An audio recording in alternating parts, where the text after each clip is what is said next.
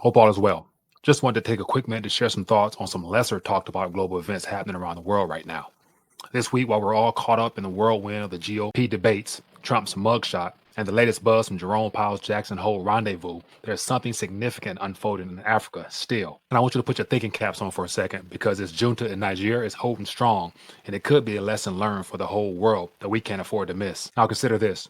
While our attention is elsewhere, the Niger Junta has been in a fierce fight for almost a month now. The Western media has not covered this since it happened for a good reason. They don't want people to get any ideas at all. They've managed to reclaim their territory and shown a French puppet the door. The fight isn't over with yet. The junta isn't just a headline. It's a true example of resilience and the power to bring about real change. And speaking of change, I know by now everybody heard of Oliver Anthony and his song Rich Men North of Richmond because it's gone viral and for good reason. People are resonating with his lyrics, feeling the pain of a broken system. It's a reminder that we're all in this together, grinding through life, and some just trying to make ends meet, unfortunately. But the Nigeria's junta, they're showing us that revolutions aren't just tweets or sharing videos. Their actions are driving change as more African countries are now uniting. And speaking of action, let's talk about Nigeria's military.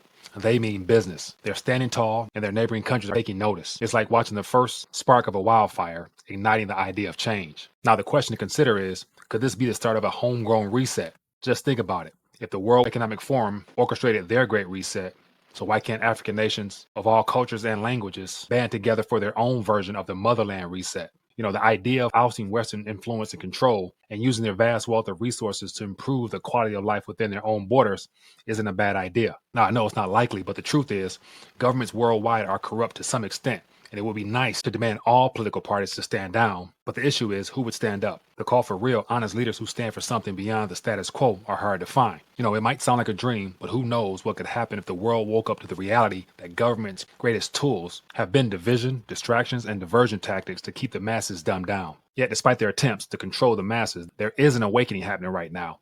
Now, the question is, will it be enough for the masses to start believing in the power of unity and mankind's need for real, genuine leadership? But I digress. Now that I've gotten out the way, I really want to focus in and zoom in on recent events. That's very promising. For starters, Algeria also appears to have taken a stand, refusing French military operations in its airspace. And on top of that, Nigeria's joined in by asking the French ambassador to leave as well. But here's the kicker. He refused, claiming that the junta has no real right to kick him out of the country. And it's clear by now that France's actions to this point is deliberately trying to provoke the junta, which raises crucial questions about sovereignty and who decides what's best for Niger. And then here's another thought to chew on. The worst thing an African nation can do is let another country build a military base within its borders. That's like inviting trouble over for dinner and expecting them to behave. And within Nigeria right now, the military is not just twiddling their fingers either. They're on high alert, ready to defend their land if attacked. And it's becoming clear that this invasion is becoming real. Now, jumping over to diplomatic affairs, Olivier Ruamba and Abdullah Diop, foreign ministers of Burkina Faso and Mali, visited Nigeria recently as well. And they're pleased with orders that allow their armies to intervene in Nigeria if things escalate. Now get this, Nigeria is the fourth Western African country to experience a coup since 2020. We've had Burkina Faso, Guinea, and Mali all had their own taste of a political upheaval. And now Burkina Faso and Mali's military leaders made it clear that any military move against their neighbor will be considered an act of war on them all. General Abdourahmane Tiani, Nigeria's new leader, spoke up as well. He reminded everyone that facing an attack wouldn't be a walk in the park. And let's not forget about ECOWAS reserve force. At this current moment, they're prepped, ready for military intervention against Nigeria's junta right now. And apparently there's 12,000 soldiers waiting to step in at any moment's notice. But here's an alternate idea. Instead of adding fuel to the fire, what if ECOWAS took a different route?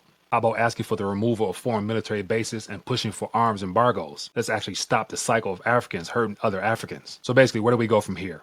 Can the continent of Africa rise above external influence and internal conflicts through unity? Or will the continent continue to dance to the tune of outside powers? As Nigeria's junta stands firm, let's learn from what this moment means for the future of humanity. Either you pinpoint who has created your problems, expose their evils, and expel them from power, or just stop complaining. Are we ready to be catalysts for genuine change? Or will we let this spark that started in Africa fade into the background?